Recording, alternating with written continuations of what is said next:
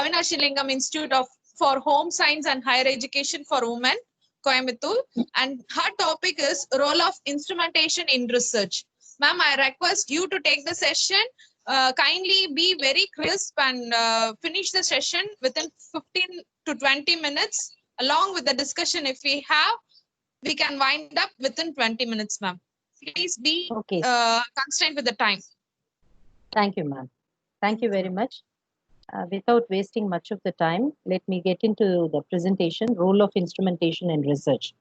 Instrumentation is a process of thoughtfully building with a vision how and what the result has to be, the ways and methods towards acquisition of data. See, in research, what we usually do is we obtain data, measure the data, and then analyze the data, come to a conclusion. This is the basic work or the process that we do in research. So data acquisition is a very big part of the research. So how do you acquire data? We use generally instruments which are very necessary. We can classify research into two categories. One is a field research, which is conducted in the real world or a natural setting, and a laboratorical research, which is conducted in a specifically designed setting. So generally, field researchers, say like sociology people or any arts or any other survey people, will be doing a questionnaire. The instruments for these field researchers will be questionnaire, interview, survey, case study, etc. But for this laboratorical researchers, they prepare or synthesize or make a specimen or prepare the data. That is the material, they whatever the innovative material or a device or anything that they make by their hand, and then they go with the equipments to analyze the results, how it performs and in a particular aspect, and analyze the data with a graphical or a tabular manner. So, being a science person, I would like to. Previously, Dr. Marimuthu had already shown some instruments on field researchers, but let me concentrate on the few aspects which I thought it is very essential for researchers to know with the equipments. That is, with the laboratorical researchers. So preparing the specimen is not a big deal because whatever they want to prepare, they will be preparing, and that they will be getting several protocols and then they will follow it. But when it comes to the equipment, many of the researchers have a difficulty in facing which one to choose and how to choose and what to do. So what are equipments in the first place is they are tangible one. So whatever that you're going to receive, it's a tangible equipment which you can physically see and touch and experience it, and you can perform the experimentation both natural or a theoretical phenomena. So what are all the things that you should know about the equipment is knowledge is you should have the knowledge about the availability and the reliability of an equipment. What do you mean by availability? That is duration of an operable time. Say in case if you're going to employ a sensor, so you should know how long the sensor has to be exposed, and between one and the second exposure, what is the time delay that you have to give for a reliable data. So the duration of an operable time. This also includes the fact that the sometimes say one equipment may be occupied by many people, shared by many people. That availability also comes into play, but majorly what I intend to say with the equipment is the duration of operable time, whether between one measurement and to the other measurement, how much time we have to offer. And the reliability is the duration of intended functioning. Say in case you want to see the oxygen content of blood or whatever, what is the duration of intended function, whether it is one time use or you can use several times. When you use several times, does it give the same value? Does it have the same response, etc., has to be looked into for the equipment. And the second important feature what we have to look into an equipment is accuracy and the precision. Of course, precision leads to resolution. So what is accuracy? Generally, it is a colloquially misconcept of these two prevails within the researchers. One is accuracy. What is accuracy is how close you are to the actual data. say if you want to have a value, say if it is acceleration due to gravity, being a physicist, I get this into mind, sorry, 9.8, you have to get the answer. But when you do an experiment, if you are getting 9.75, so how accurate you are, how close you are to the true value tells you about the accuracy. But precision is how many digits that you are going to identify correctly is the precision. Say, in case if you are going to write it as 9.8, but your equipment has got a resolution or accuracy of only 0.1, and many times I see the researchers doing with a calculator, they will make a calculation, take a value from a screw gauge and make a calculation and write 4 digits of result. That is not correct, because your instrument or the equipment is only correct up to 2 digits, but you cannot go for the fourth digit of resolution, which you have not measured at all. So you have to be very precise, and you should know, for the precision to be correctly indicated, we should know the resolution of the equipment in the first place. So this is the second thing that I would like to motivate the researchers to be very careful about when they are giving the data in their thesis or whatever, okay, wherever they are reporting in the paper or a journal. In majority of the publications also, I see from India that this misconception of precision is being taken into. Say they may be reporting the conductivity data, but they will give 4 digits or 5 digits after the decimal. So which is incorrect, because there is no such instruments to give 5 digit data in a conductivity meter. So because you get into a calculation or with a calculator, you cannot give so many digits is a main thing. So you should know what is the precision or the resolution of the equipment to which you are going to measure. And the most foremost important criteria is safety aspects of the equipment. Say sometimes what the students may do is, or what the researcher may do is, say they may connect two different lines. Say to an equipment, when you connect the lead, they may crisscross the lead or change the lead, or they may connect one to the other without knowing through a dot, through the equipment or to their specimen, unknowingly with the conductivity. So what is the pre data or pre knowledge what you have to gain regarding the equipment, whether this conductivity, up to this conductivity you can go to the minimum or the maximum. So you should always know the specification of the equipment, about the minor limit and the major limit of the equipment before getting it. I want to give you one example of this. Is when I started using the AFM in 2000, I by mistake crashed the needle. It wasn't that easy for getting a needle. I mean the cantilever. Those days it was very difficult. It was expensive. But then my boss said, "Okay, okay, you are learning." Okay, he didn't take it that serious. But is this the same scenario in India? I am doubtful.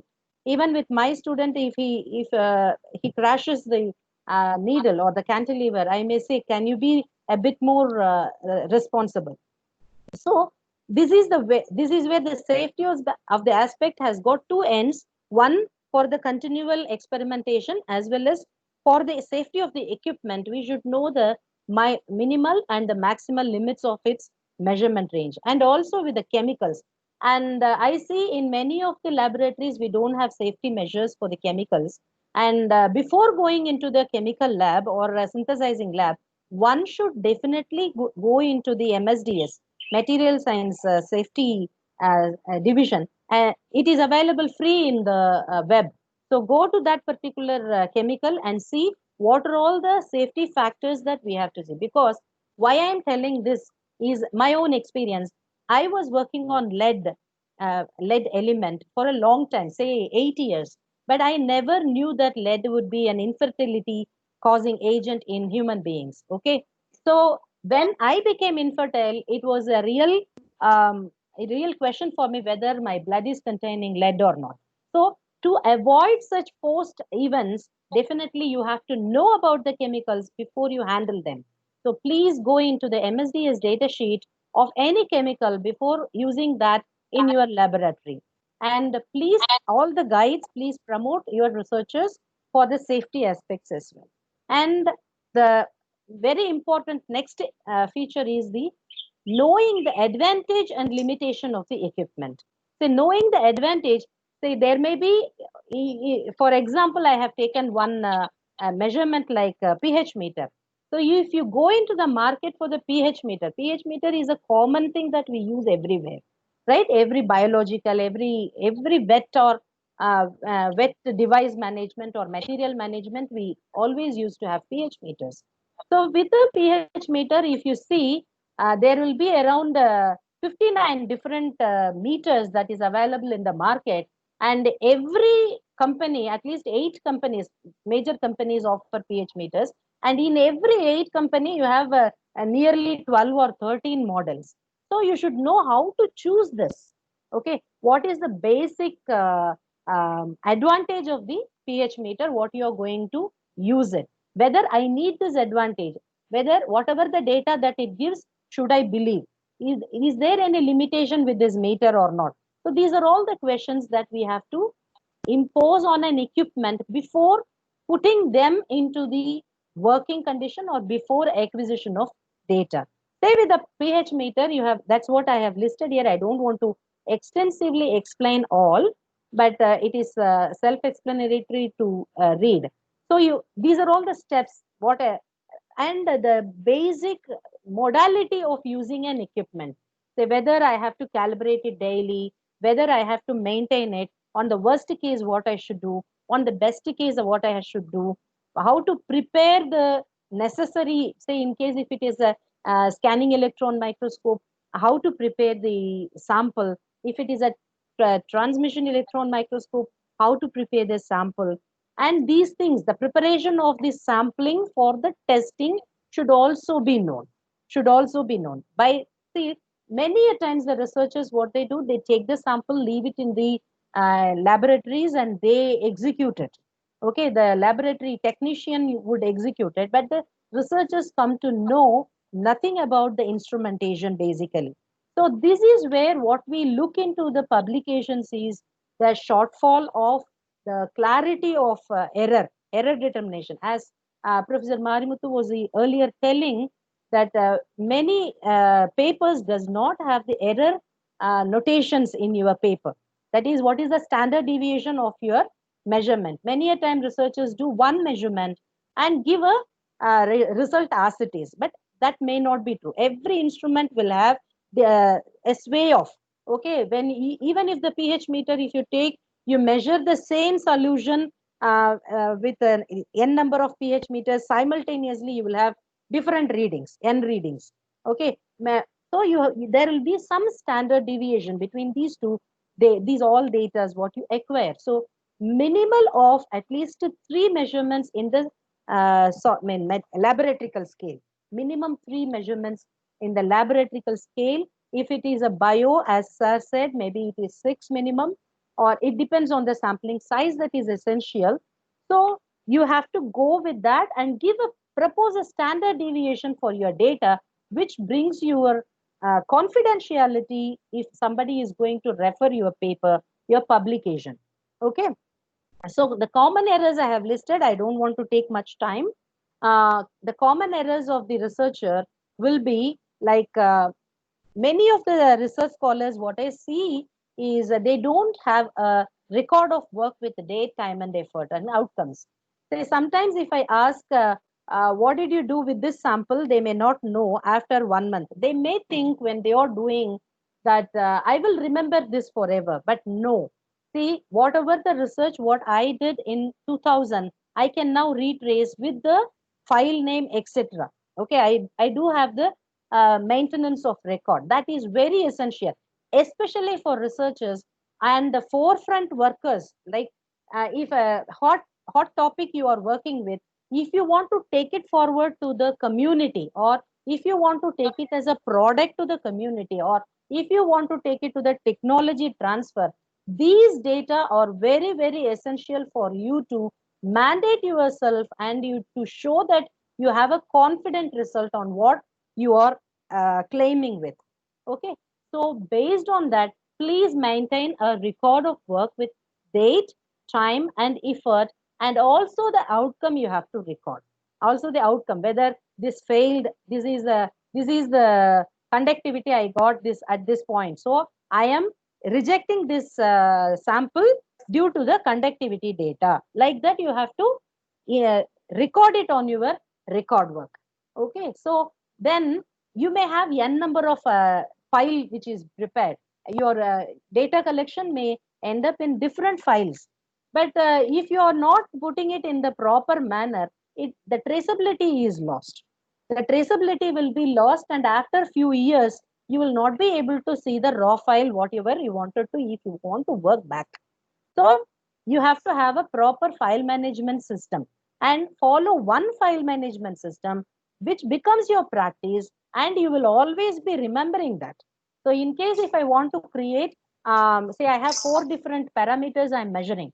So temperature dependence, humidity dependence, and any other, say pH dependence or any other. So make 4 different files and put them in that data with the correct sample name and the condition what you have prepared. Okay, that gives you a better footing on getting the data retrieved even after so many years of work. You may redig it sometimes. See, for instance, what I had was in 2000, I started working on spark plasma sintering.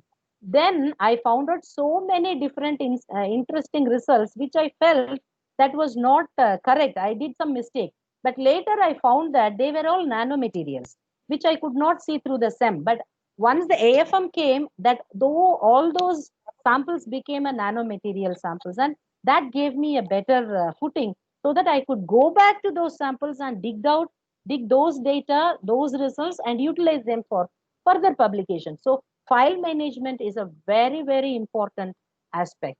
And many a times researchers are over ambitious on outcomes. Say, if I do one experiment, I plan for an experiment, I do an experiment, I get a result, I don't get it what I expected. So don't throw it off. That is what my experience tells. So when you throw it off, see, if I had not stored all those samples which I was preparing with a spark plasma sintering, I might not have realized that it is a nanomaterial on a later date. So over ambitious on outcomes and sudden decisions, immediate decisions on the outcomes is also not correct. So you have to extend your long hand. Don't be very impatient. For a researcher, patient is very, very important.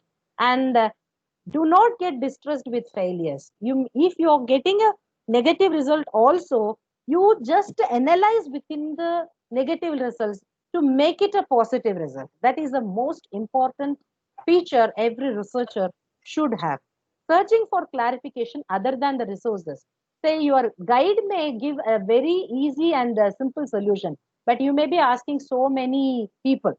So this commonly happens. I don't say it is wrong, but you have to ask questions to others.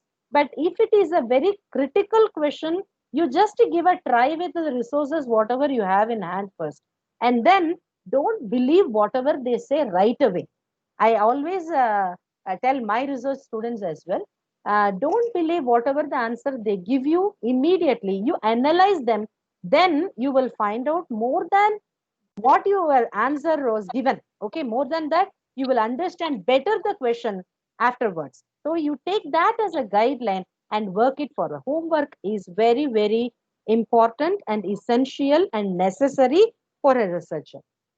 In case if any machine gives you a reading, so taking a reading like 8.12, okay, it gives, I have taken. Say, for instance, how many of us, whenever, as I had taken the example of pH, so pH meter, how many of us know that there are 2 types of electrodes? One actually is a symmetric lead-off system, which has a response time of 3 minutes. And I have an asymmetrical lead-off systems, which has a response time of 6 to 8 minutes. First, let us understand that. We should understand how long I have to wait to take a reading. Okay, how long I have to read. So immediately as you put your probe in your solution, if it gives you some reading, don't write it. First, for which, as I had already told you, knowing the equipment is very, very important when you are taking a reading. So just for the sake of reading, don't write the readings. In case if you are using an LCR meter or a conductivity meter, don't write it immediately. You should think about the temperature compensation of the conductivity meter. That is very essential. So learn the equipment. Don't take the readings as and when it shows. And you have to doubt the reading. Am I reading it correct? So put a standard to it, make the measurement. Yes, because the standard is correctly coming, my reading should be correct. So that should be a validation at this point. And the next error that the researchers may do is they may sway off from the objective of the work. They will start with an objective, but when they go and read several papers, they may change their line and the objective will be lost. After say 6 months, when you write the report only, you will be seeing the previous DC meeting report or previous proposal that you had given and see that, oh, my objective I have not worked on, and rush up for the working, which may not give you a perfect and a very probable and a prospective result. So don't get way off. At least once in a month or two, once in every 4 or 5 experiments, go back to the objective and think over it on this line, and so that you will always be in track with them. And many a time what the researchers do is when they study, go read several papers, they think, oh, this is better than that, and that is better than this. Why not doing this? Half the way that experiment will be stopped, and they will go for the new experiment. Okay, so don't do that. Whatever you have planned, you have already planned with a perfect survey. So complete that experiment and then go to the next one. If you want to upgrade that experiment, it is nothing wrong in that. Plan it accordingly and then go for the with the next experimentation. So if at all we have this, actually I had made a comment even when several softwares were given, but trying out all softwares without learning the limitation of it gives you a difficulty. Number one, if in case you are doing a molecular modeling, somebody may say Jaguar is better, somebody may say Gaussian is better. So some other experimentation people may have their own methods of approach to a particular problem.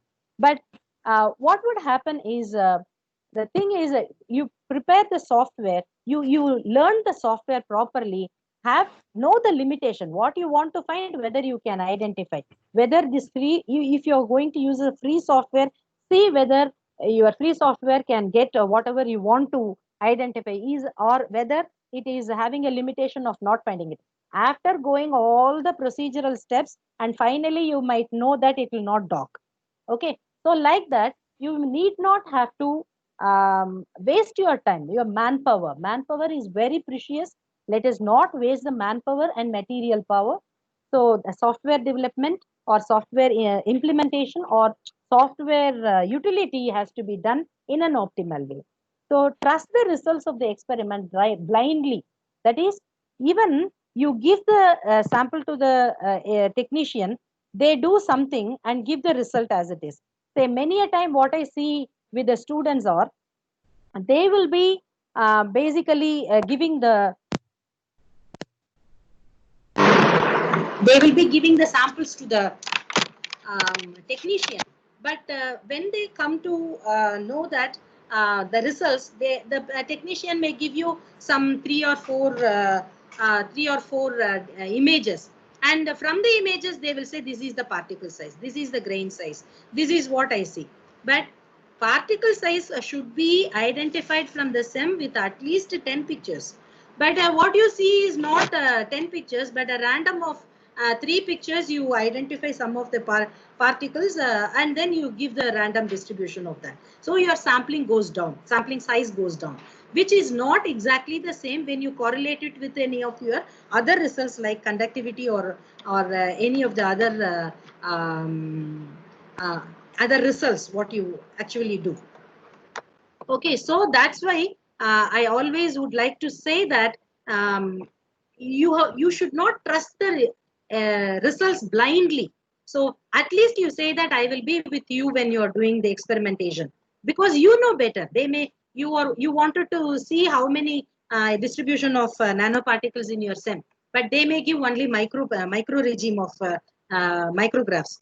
So which may not be useful later for you. You will not identify the exact truth or the fact with respect to the specimen what you had given. So please ask the technician that when I can be with you so that I can see my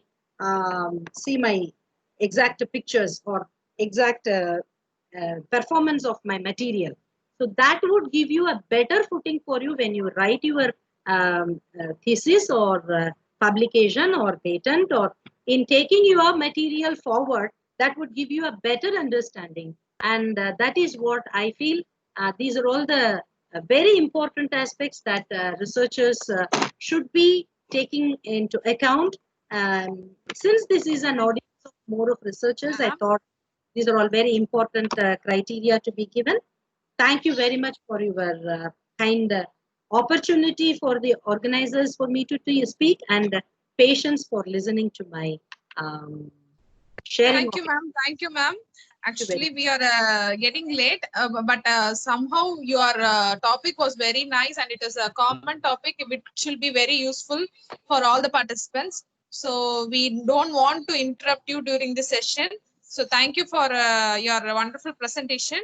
And Nalini ma'am, you have your mail in your inbox, which I have dropped to you. Kindly see to it and respond to it, ma'am. Thank Okay, you. Thank you. Let's have next participant.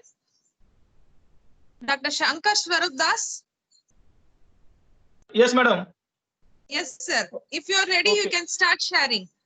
So Okay, we have on the next slide, Dr. Shankar Swarup Das from the Department of Farm Machinery and Power Engineering, College of Agriculture Engineering and Post-Harvest Technology, Central Agriculture University, Impal. And today he is going to present his topic on advanced biomaterials for hip and knee arthroplasty. Yes. Is it shared, madam? PowerPoint is shared already? It is going to get shared. I think there is a network lag, no, sir. Wait for a few minutes. Did you open the PowerPoint? Yes. I have opened. I opened. I'll share it also. Is it shared? Wait for a few minutes, no? It's going to get opened, I think.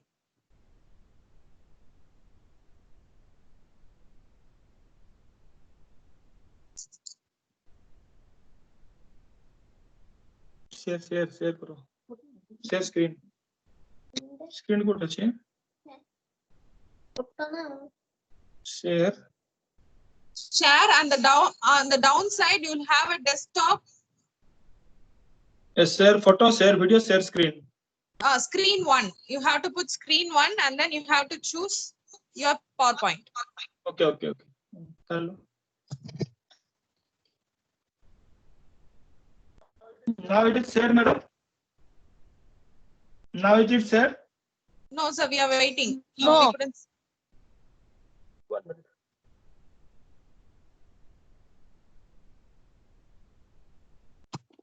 One minute, madam. 1 minute. Just a minute.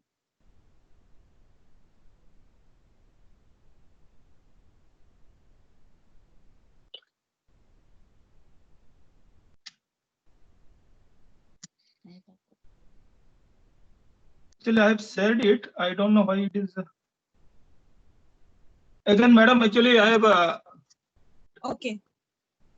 1 minute. What's 1 the minute. problem, sir? No problem. You can say.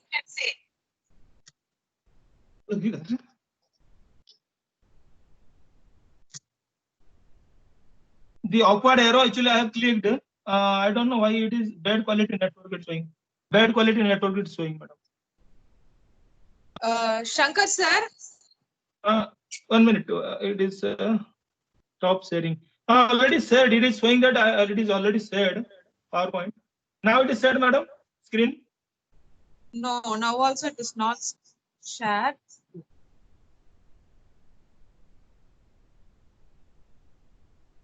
You better stop sharing and then redo the process again. You should have your PowerPoint opened on the desktop. Okay. It is opened actually desktop only. Okay. Okay. Now you go for the share option. Click that. Okay, madam. And Okay. then there will be option.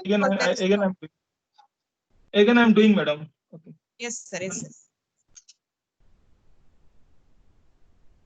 Tomorrow more data off. And mobile data thori pade madam network power. Yes, I think it is getting shared. Network. Yes. Yeah. You just now click your PowerPoint from the desktop.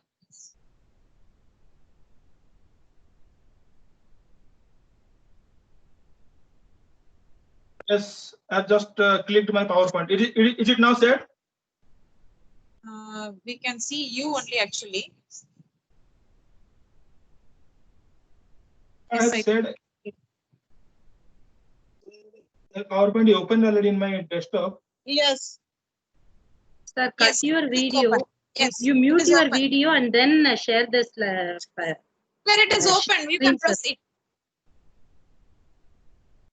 Yes. Now it is set. Yes, it is shared. Set, madam. Yeah. You can proceed. Okay. So good afternoon, Please everybody. stick on to the time. Please stick on to the time. Thank you. You can proceed. Okay. Everybody. My name is Dr. Sankar Swarup Das. I am going to present a topic from my research area, that is advanced biomaterials for hip and knee arthroplasty. I am working as assistant professor in farm machinery and power department in College of Agriculture Engineering and Post Harvest Technology, Gangtok. Okay, so this is a part of my research area. Here, actually, I would like to introduce at first this is the content of my presentation. What is hip joint and what is knee joint? You might be knowing all these things about the human body. So these two joints, why you are interested? Because these two joints actually in course of time during older age after 50, certainly some people they fall diseases like arthritis, osteoarthritis, rheumatoid arthritis, due to which these joints, cartilage of the joints are getting degenerated and they get severe pain, difficult to maintain normal life. That is the reason people go for surgery, or surgery also known as arthroplasty. So today we'll see what is hip arthroplasty, what is knee arthroplasty, and how to what are the remedial procedures, what are the materials used, and what are the research area and scope in this field. Let us see. So this is the basic diagram of a hip joint. So here,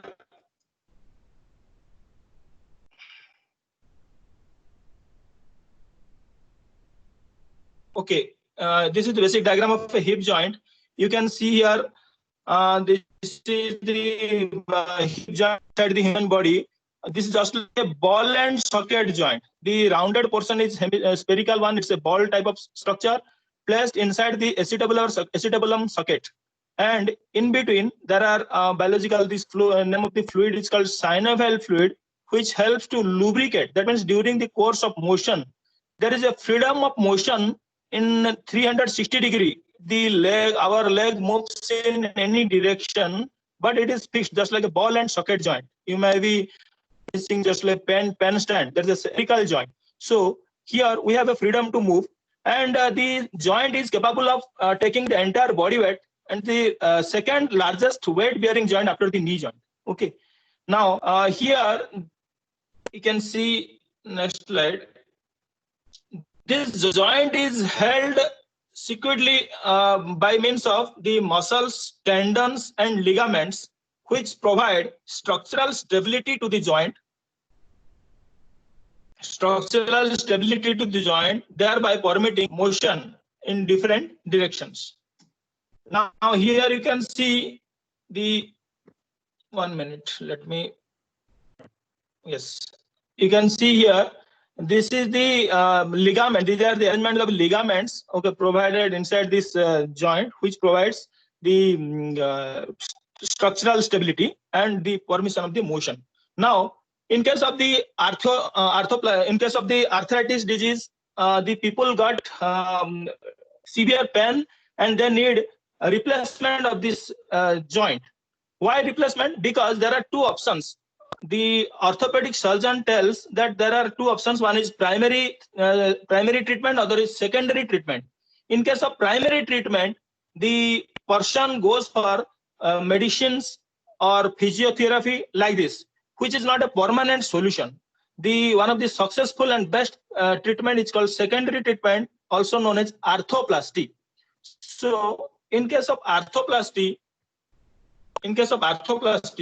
the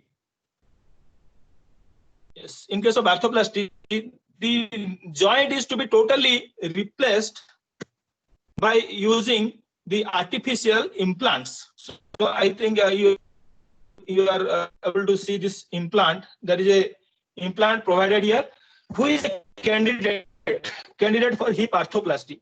That means arthroplasty means replacement surgery. The joint is to be replaced by artificial implants made of metals. Okay, so these metals are not normal metals. These metals are actually called biomaterials. These are all highly biocompatible with human body, providing no adverse effect, no reaction with the blood, and nothing will happen. These are recommended by doctor, highly surgical grade materials. Okay, I will tell about the details of the materials, because today's our topic is based upon the biomaterials only used for this purpose. Okay, now here the hip joint, the natural hip joint, while it is getting damaged due to the disease like arthritis or rheumatoid arthritis, it is to be replaced by the surgeon. But surgeon do not prepare the joints. Joints are prepared by the engineers or the biomedical engineers who are working on it. Okay, they design, develop according to our human body ergonomical design, and they are supplied. Then it is fitted by the medical surgeons during the procedure of the arthroplasty. Now here, let us see the diagram. Here the typical hip joint provided, there are three components. You will find first the rounded one fixed at the long rod. Long rod is nothing but known as femoral stem or femoral bar, on which at the top you will find there is a ball type of thing that is called femoral head or femoral ball, which is placed inside a plastic socket. There is a plastic liner or socket that is known as acetabular socket. Again, it is going inside another hollow hemispherical component that is called acetabular component made of metal. All three components are placed together. Look at the second figure, and all total this thing is called hip implant. It is to be fixed inside the leg as well as the leg bone as well as the acetabular bone. Now you can see the third diagram. It is placed inside the human body to join the leg as well as the acetabulum. So this is what called implant inside the hip implant inside the body, and this procedure is known as arthroplasty. Now, during this, the one of the first, the pioneer of doing this research is Professor Gluck, who founded the concept of biocompatibility. That means the materials who do not harm to the human body is known as Gluck. And he told that this type of implant can be fixed inside the body. Before that, before human being, he tried with the animals and using an ivory ball and socket. And for fixing, he used materials like plaster of Paris and pumice powder. Then the successor of research they have found, that is Sir Robert John. He used gold foil as interpositional layer. Then again, Venable and Stock, he developed Vitalium made of cobalt, chromium, molybdenum alloy. So these are different type of biomaterials developed in course of time in the year 1912 and 1937. Similarly, Professor John Charley in England, he introduced polytetrafluoroethylene, one of the commonly used plastic acetabular component for the hip implants. Okay. Then again, Ritter et al. In 76, they have developed a ball having larger diameter, because Charley developed 22 mm head diameter. Again, Ritter et al. Developed 28 mm femoral ball. Again, in the year 1989, Mori et al. Developed ball of size 32 mm. See, from the development is increased in the ball size, femoral ball size. Observation shows that larger the femoral head, more the stability of the joint. That means the more area, it will better will be the stability. That is what the design. Okay. Next, let's see the femoral component, how it is actually it is made of super alloy, that is cobalt chromium. Okay. And the plastic polythene liner. Polythenes are available like UHMWP, that is called ultra high molecular weight polyethylene, not a common polyethylene, or cross linking polyethylene, or HDP, high density polyethylene mixed with some bone cement. And these are some different type of plastic components. And also metals are available of two types. One is titanium alloy and other is cobalt chromium alloy. So these different materials are used for making ball and the component socket, and only the in between one is plastic socket in case of metal or plastic prosthesis. Okay, now let us see, these are different components. While combining together, this is called pair of the joint shown in the figure. Okay, this is all about the hip joint. Now let us go to the another kind of joint called knee joint in the shown in this figure. Knee joint also got damaged due to the disease like arthroplasty, disease like osteoarthritis, rheumatoid arthritis, and the cartilage of the bone also get damaged. Now, knee joint is the most complex joint in the body which carries the highest load, entire body weight it carries. It has also three components. One is femur, other is tibia. Inside you will find in between there is a cartilage space. Okay, it is nothing but tibial cartilage. Okay, supported by patella. Okay, now here this joint is surrounded by muscles. Okay, and which carries tendons and ligaments, thereby providing structural stability and strength to the joint. Now, during the course of motion, it has actually different motions like abduction, adduction, and rotation, due to which these muscles they permit smooth motion while rubbing against each other, and at the same time they provide structural stability, and there is no damage of the material due to flow of the artificial fluid, the natural fluid called synovial liquid. Okay, the synovial liquid passes in between this top plate and bottom plate inside this joint, so that there will be no wear and tear. Now let us see the next slide. Here shown the knee joint surrounded by, 1 minute, slide is not moving. Are you able to see this side? Okay. Now here I have shown there is a knee joint with different motions like extension, flexion, adduction, abduction. That means when the leg moves in the forward direction, that is called flexion, and backward direction it is called abduction, and adduction, abduction, and the round motion about the leg femur, that is called rotation. All type of motions are made by the joint to the structural stability. See, just like hip joint, here also the arthritis patient undergoes the surgical procedure that is called, 1 minute, this slide is not moving. Okay, here the knee joint is to be replaced by two. One is called actually partial surgery, other is called total surgery. Total one is called THA, total knee arthroplasty. That means both sides of the condyle, because knee joint contains condyles, two condyles. See here figure. One is actually partial arthroplasty, other is called total. In total arthroplasty, entire knee joint is to be replaced, and in partial, only half of the knee joint is to be replaced. That depends on the type of the damage. The damage occurs due to arthritis. Okay. Now, here also we need biomaterials like cobalt chromium, titanium, and polyethylene materials. These are all biomaterials. Now let us see the history. In 1991, Ferguson have developed the first kind of the knee joint by using recession arthroplasty reserved for patients with severe deformity and secondary infection. There are actually problem of infection in this material. Therefore, this kind of joint is actually replaced by Campbell. Campbell further introduced MGM arthroplasty method, which it was actually used, but there are also problem of alignment. Again, 1941, Smith Peterson.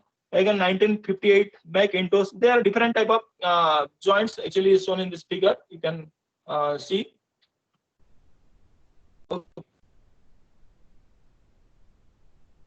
We have from the 1970, we have the evaluation of the knee joint according to anatomical approach. Further, they have used these joints, okay, biocompatible materials, okay, but there are problems of mechanical alignment and mechanical failure. That means the joint fails due to the rubbing of the materials, okay, and misalignment of the material, which tends to losing of the implants. Losing of the implants, and in course of time, due to which the patient suffers from severe pain and undergoes revision. That he will go for another replacement after 5 years or 10 years. This is not advisable because the implants should be designed so that it should last for 10, 15 years or more than 20 years like that. But if somebody is not able to use this, then that is the problem. So according to functional approach, further they have been developed in 1971 by Freeman, 1970 for Vananoth, and 1977 by Mutual L. Papas. Again, these knee implants, you see different designs are there in the 80s. In the year 80s, you can see different designs with latest materials. But further in 90s, they have changed. So this development shows that there are definitely problems. In the year 19, what happened? Success rate were not very much. Success rate was not very much, and small changes in existing implants. After changing the design, it got name. Follow-up studies were difficult to achieve.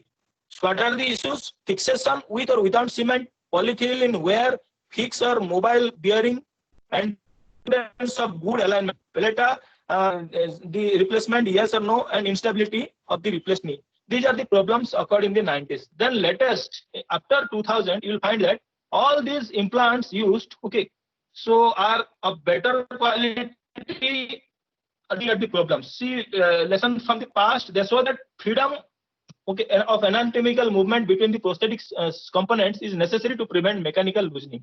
Mechanical loosening was the main problem.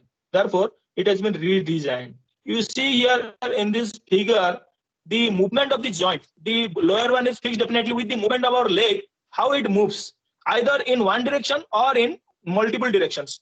Whatever it may be, due to running, there will be wear and tear on material, and due to which the loosening starts. And for which we have a failure analysis. You can see here, there is failure statistics given in a curve.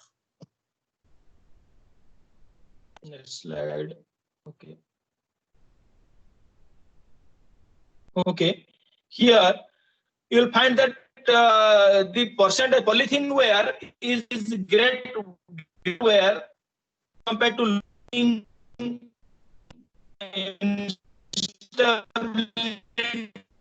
and a major issue. Therefore, attention was focused on designing new and better kind of implants. Okay, let us see here this slide. You can see here how the surgery is. Yes, you see here how the total knee arthroplasty is done. The center, the bottom and lowest one is called metal tray. It is kept inside the leg, the tibial plate, and the middle one. This is called tibial component inserted, and the top on the rounded, it is actually called femoral component. Okay, connected to the femur bone. After completely fixing this, below bottom diagram is called the final arthroplastic diagram. Okay, you can see the procedure, and here you can see with the candidate for total knee arthroplasty. I told you the person who are under the disease like osteoarthritis or rheumatoid arthritis, they undergo such type of treatment. And what are the materials used? cobalt chromium alloy and titanium alloy. These are the materials, and the plastic spacers are used by UHM WPE. That is called ultra high molecular weight polyethylene. UHM WPE, ultra high molecular weight polyethylene. Okay. Okay. Next slide is a review of the literature. Here there are some reviews. Okay, I have followed some recent reviews. So in the 2015, this is Bholan, they presented a new design of total hip endoprosthesis where elements were developed from system analysis and synthesis of biomechanical objects. Similarly, 2016 life estimation of knee joint prosthesis, 2017 okay wear loss. So these are some literatures. What are the researchable area in this field? Researchable area, actually there is need for research in the failure analysis of hip and knee joints carrying different dynamic loads. There is need for research in the fatigue and fretting wear. There is need for study of optimization of friction and wear of biomaterials. And there is need for vibration analysis of hip and knee implants. Okay, so these are the researchable area. Anybody who is interested, they can start doing. And here, before doing the component, there is actually theoretical modeling. Theoretically, we can model this component by using our computer in the CAD/CAM model, and then we start giving loading. And after loading, how it will be working, that is actually called modeling analysis of the hip joint. Okay, so instead of preparing the real material, it is first tested in the numerical, that is in computer model. Then after success, people are going for the real model, that is called experimental overview. For experimental overview, the machine called hip simulator, it was actually prepared, and then these hip implant and knee implants are placed inside this machine, and it was run just like human hip joint. Instead of using the real human, the hip simulators are used. They run hip simulator, knee simulator. They run for number of cycles, like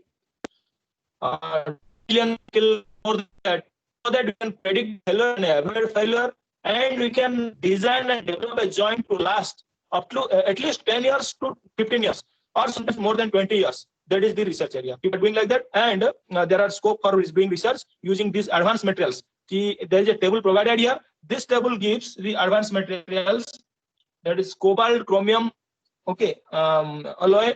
Then next is titanium alloy, UHM WPE, that is for plastic spacer, ultra high molecular weight polyethylene, PTFE, that is polytetrafluoroethylene, and XLPE means cross-linking polyethylene. All these materials are used for making the implants, and these implants are highly depending upon the materials.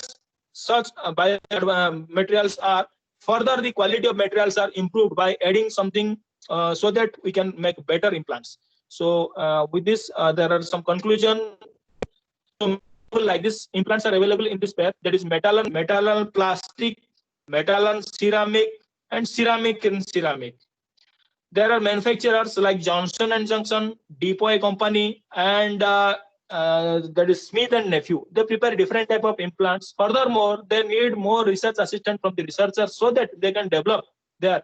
In this area, people are doing researches. Also, there are opportunities to make patents and also to go higher. So here, metal and metal, though it is very strong, but there is a chance of release of metal ions which may react with the blood and give side effect. That's why there is a risk here. But one of the safe type of implant is called metal and plastic, where metals like titanium alloy, cobalt chromium alloy should run on UHM WPE or cross-linking polyethylene, so that less quantity of material will be released in time as particles of the plastics or polyethylenes. There is a very less side effect on the body, okay, rather than the cobalt chromium released particles. And similarly, one of the best implant is called metal and ceramic, where metal will run on ceramic like oxynium, that is called oxidized zirconium, that's special. But there is also a risk, because suppose somebody is jumping. See, after operation, people are advised only to walk, but if they will jump or slightly do some extraordinary physical activity, then there is a chance of fatigue failure in case of ceramic implants. Otherwise, ceramic implants are good. So these are the research areas and opportunities in this field. Okay, thank you for your patient hearing. Any questions you may ask? Thank you, Shankar sir. It was a wonderful Okay. presentation, actually. Sir, I have one clarification for your certification. What is your designation, sir? Is it professor? Presently, Assistant professor? actually, I have submitted all, but I have not received my PhD certificate. You can write doctor presently because the convocation still now we have not. Sir, that is okay. Okay, That but is okay, sir. I am asking about designation, assistant professor, lecturer, you or can designation assistant professor. yes. Thank you. Thank you. Thank you, sir. Madam. Welcome. Can Any we questions? have no, sir. Actually, we are having a very short of time. We can proceed with the Okay. question session for all the 4 seminars at the final stage. Okay. Okay, madam. Thank you. Thank you. Thank you. Ma'am, Gayatri, ma'am? shall I start sharing? Yes, ma'am. You can start sharing. So next, our seminar participant is Dr. V. Gayatri, who's working as assistant professor in the Department of Botany, Avinashalingam Institute for Home Science and Higher Education for Women. And today she is here to present her seminar topic, research types, methods, and steps involved in research. Ma'am, please take time limit. Please take the consideration of time limit and try to finish it within the time. If the time limit exceeds, I will put an raise hand button. So kindly short your presentation and conclude at that point. Don't Thank you, worry, ma'am. ma'am. I do only for 10 minutes. Don't worry. It's very Thank you, brief. thank Okay, okay. So very good afternoon to one and all present here. Am I audible, ma'am? Yes, ma'am, you are audible. Okay, okay. Thank you. Very good afternoon to one and all present here. Now I am going to present a very brief account on what is research and what are the types of research and steps involved in research, which will be a basic knowledge for the persons emerging initially in research. So research is nothing but the search of knowledge, and it involves both scientific as well as systematic methods. So the procedures or the techniques used in identification and selection and processing and analyzing a specific topic, we call it as research methodology. So in a research paper, if you take, methodology is the main part which makes the reader critically evaluate a study conducted. So all these 20 days we have been hearing about more topics on research and you will be knowing all this, but I am just presenting a basics of research. So it is related to collection of a relevant information in a particular research studies. So it may be in the form of surveys, questionnaires, or interviews. So there are basically 2 main classes of research, that is basic research and applied research. So basic research, we can also call it as theoretical research, in which the investigation or study, it is of some natural phenomena and it may not lead to a immediate application, but it is the original research and basic in character. When you go for the applied research, it solves certain problem, whatever the question you are raising, it gives solution to that problem and it will have immediate application. And most of the applied research will be of experimental and case study type. And there are 2 methods of research. One is qualitative, the other one is quantitative. Since I am a botanist, I'll give an example of a botany. So when you take a qualitative research, if you are going to study the presence of secondary metabolites or phytocomponents present in a leaf sample, then you can take any method, that is like Harborne method. You can analyze and you can see the color development and you can indicate whether that particular compound is present or not. So that indicates the qualitative research. When you go for quantitative research, you need to calculate or measure the amount of compound. If you take flavonoid or alkaloid or steroid, the amount of compound present in that particular plant. So that becomes quantitative, which means we need to go for spectrophotometric analysis or GCMS analysis and we have to find it quantitatively. So this is the difference between quantitative research and qualitative research.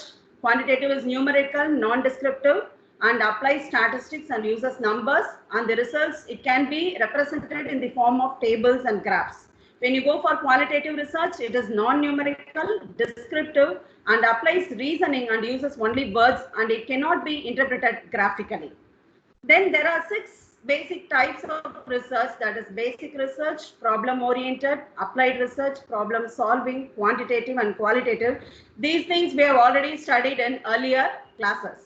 So one of the main thing involved in research is sampling, like what Marimuthu sir said in the morning. So it is an important method to start a research work. So it means selecting a group to collect data required for the research. So if we want to do research of students' opinion in a college, we should survey a minimum of 100 samples. So according to Narkutkar 2010, the major elements of research methodology includes problem statement, research design, sampling method, questionnaire design, field work plan, and analysis plan. So the 3 main types of research methods include observational method, in which we need to do some statistical work, observe recordings, readings, and do it. Then case study method. Case study, we can go for some population study and you can do some case study. Survey method, again, sampling in a population or in an area or village. Then the importance of methodology lies in solving the various planning and operational problems. It aids in decision making. It involves the study of cause and effect relationships between various variables and helps to identify behavior or patterns or trends in certain variables. So when we go for the field study, we have 3 different methods of field investigation. One is descriptive, which involves the answering to why, when, what, and where of the questions. And the second one is comparative. So comparative, we need to take 2 population or 2 area or 2 genus belonging to same family or 2 species of same genus. So you can do the comparative study. And correlative study is just you have to correlate with the earlier studied or earlier available material, and you have to compare and correlate with your study, current study. So a good research methodology contains every secret recipe to convince the reader that the research in consideration is actually going to be feasible and useful. Also, by the explanation of the methods of our research, we can make the readers even more interested in our dissertation. So what is the difference between research methodology and methods? So when you take method, it is the analysis, what you are going to do. Methodology is the systematic and theoretical approach to collect and evaluate the data. So this is the main basic 7 steps involved in scientific research. The first step is the question, that is what you want to know. That is the first step. So you have to question yourself what you are going to do. Then you have to do research, review on the particular topic and do the research. Then the third one is the hypothesis, that is the idea, how you are going to go about with your research. Then 4th one, experimentally you have to conduct the studies either in the laboratory or in the field condition. Then after doing this, the 5th step is the observations. You have to note down the calculations or the readings, whatever the findings you are going to do. Then you have to result or write your results, whatever you have got, and conclude, and you have to find out whether your question has been answered properly. So the research does not stop with this. Only if you communicate with people, only if you communicate your research work in the form of publications, or as many people said, patenting, which is very, very important in research. So the last step is communication, which is important in research. So then only your research work becomes complete. So like how we prepare food at home, only if it is eaten by people and if it doesn't come to a dining table, then your food becomes waste. So whatever we do, it has to be communicated to people and it has to reach each and everyone. So that is the main part of our research. Hypothesis I already told you. So with this, I thank all the organizers, the KSR College of Technology, Tiruchengood, and the Nature Science Foundation, Coimbatore, for giving me an opportunity to present in this online forum. So my special thanks are due to Dr. Priyadarshini, NSF, and Dr. Maithili Nyanamangai and Dr. Ponmurugan sir. Thank you. Thank you, ma'am. Thank you, ma'am. Thank you for your punctuality and for your dedication towards the time limit. Thank you so much for understanding the problem that is going on with the organizers side. Thank you, ma'am. Thank you, ma'am. Thank you. I think the next participant is ready. So it's final presentation of this day.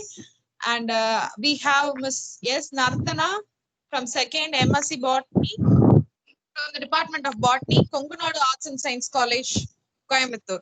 And today she's here to present her topic on recent trends in botanical science. Narthana, you can start, ma'am. Thank you, ma'am. My topic is recent trends in botanical science, and I'm here to present my UG project, Survey and Screening of Microalgae from Freshwater Bodies. As a preliminary research, I have done this. Introduction. Microalgae have recently attracted considerable interest worldwide due to their extensive application potential in the renewable energy, pharmaceutical industries, etc. So the study of algae is known as phycology. So freshwater algae are globally ubiquitous and are highly diverse with tens or perhaps hundreds of thousands species, and they were varied in forms and in sizes. So the focus of my research is to identify the recent environmental technologies which can be integrated with microalgae and their recent trends. So the phycology in India. The focus on algae as a source of chemicals for food, pharmaceutical, nutraceutical, and biofuel uses have changed Indian phycological research from taxonomy and physiological studies to chemical aspects. Central Marine Chemical Research Institute, CSMCRI, Bhavnagar, has pioneered the utilization of seaweed for production of polysaccharides having potential use in industries. Indian Agriculture Research Institute, Madurai Kamarajar University, and Tamil Nadu Agricultural University are also working on algal-based biofertilizers. National Facility on Blue-Green Algae at IARI, New Delhi, and National Facility for Marine Cyanobacteria at Tiruchirappalli has brought to focus the need in conserving algal biodiversity and ecology. Microalgae are of particular interest because I have chosen it because they can grow rapidly and it is possible to cultivate them to produce reasonably high biomass per unit area than by any other higher plants. My present study is to identify the microalgae species with morphological characteristics with the taxonomical view. Aim. So the aim of my study is to collect the microalgae from the water bodies and to identify the microalgal species to make a record on its diversity and compare them with the parameters. So the objective of my study is to identify the algae with the help of morphological studies, primary producers and their importance, biological utilization and their positive and negative impacts of algae and their recent trends. Materials and methods which I have used. So collection of samples. The samples were collected from 8 different areas from October to December 2018. So the algal samples were collected in a sterile 300 ml plastic water bottles. They were stored under room temperature before identifications. So photographs were taken using common method of microscopic photography where my light microscope and a camera has been used. So these are the collection sites. Isolation. So serial dilution method is used for isolation and 5 steps have been used. In the 10 to the power of -4 had given a pure culture and the isolation was noted from GP Gopinathan live feed culture microalgae. So water parameters, I have studied only the physical parameters. So pH, temperature, odor, appearance, colors were noted. So these are the noted one. And identification. So the identification of algal species were done with the help of standard books and monographs. And the textbook of algae Ashok Kumar Avasthi was used for identification and for enumeration. So various internet resources like e-articles were also used for identification.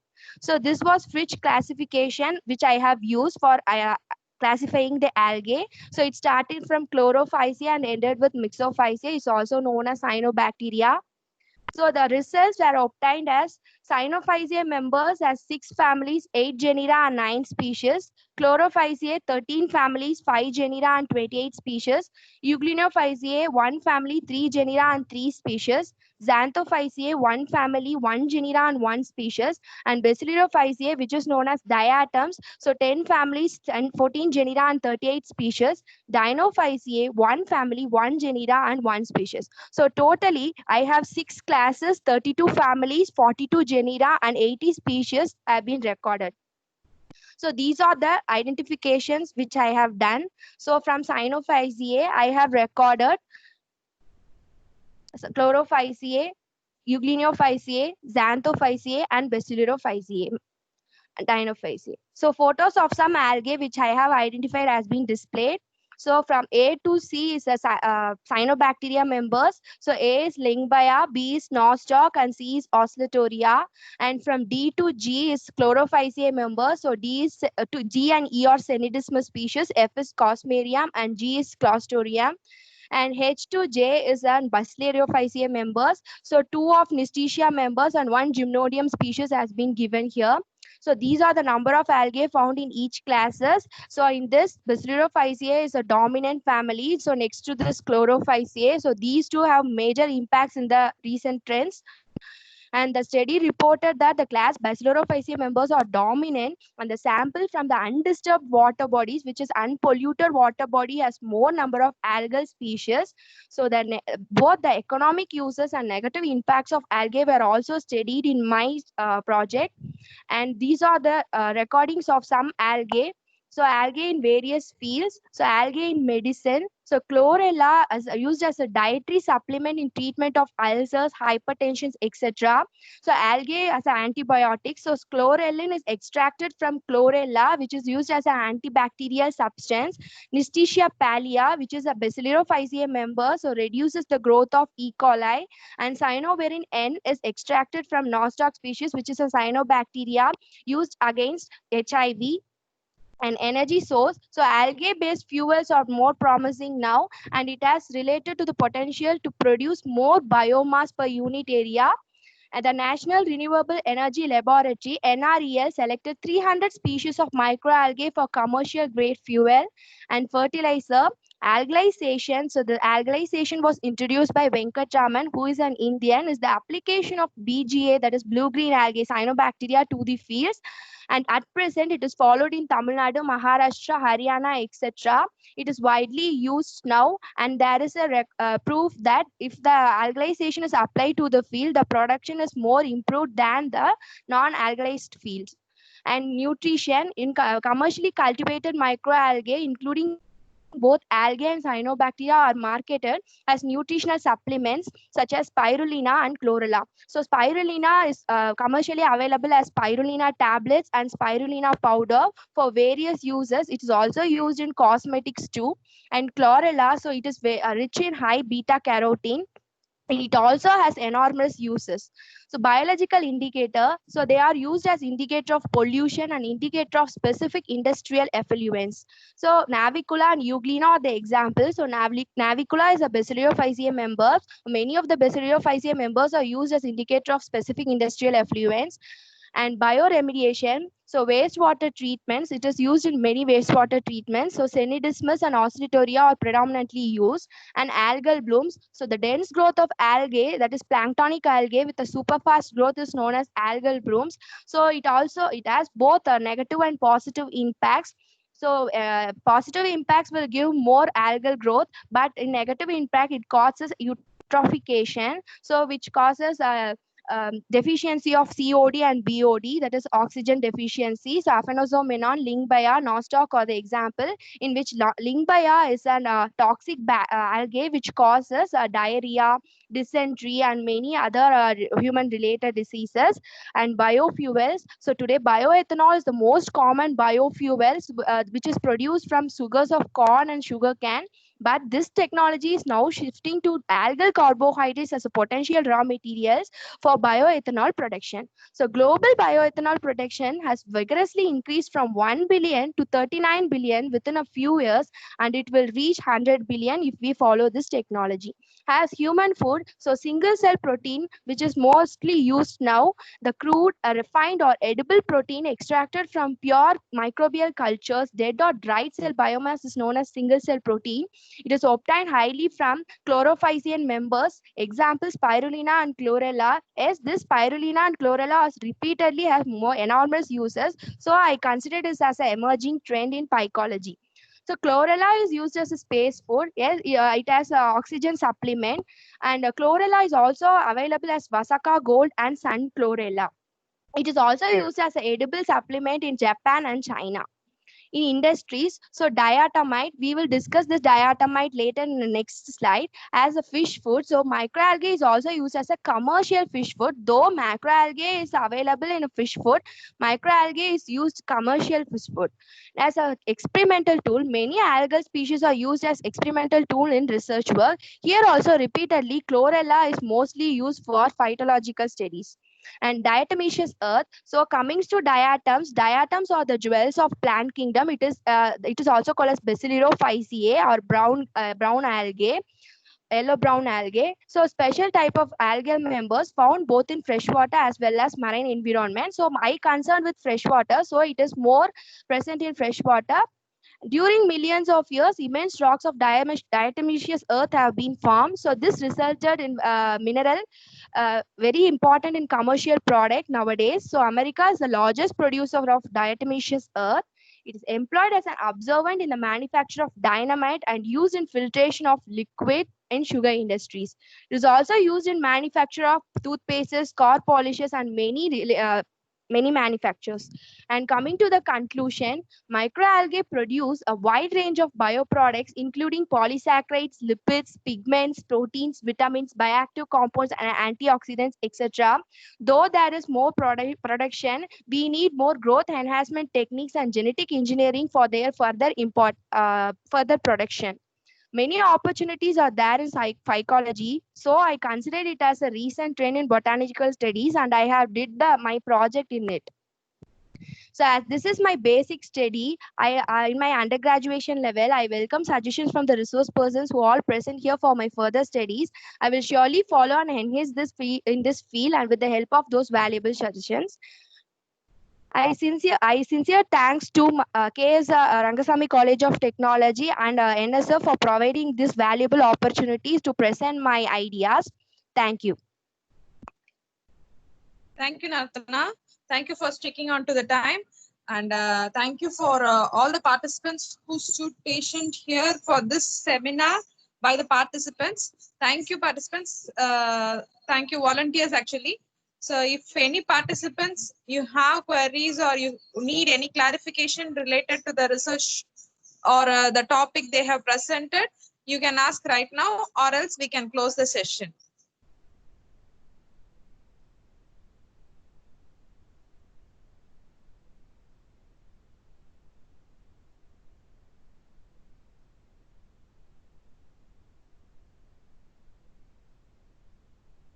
Hope there is no questions from the audience. And I take this opportunity to invite all the participants for tomorrow's session. And the tomorrow session will start by 9:30 sharp. And we have tomorrow 4 more participants for seminar presentation. And I request all them to keep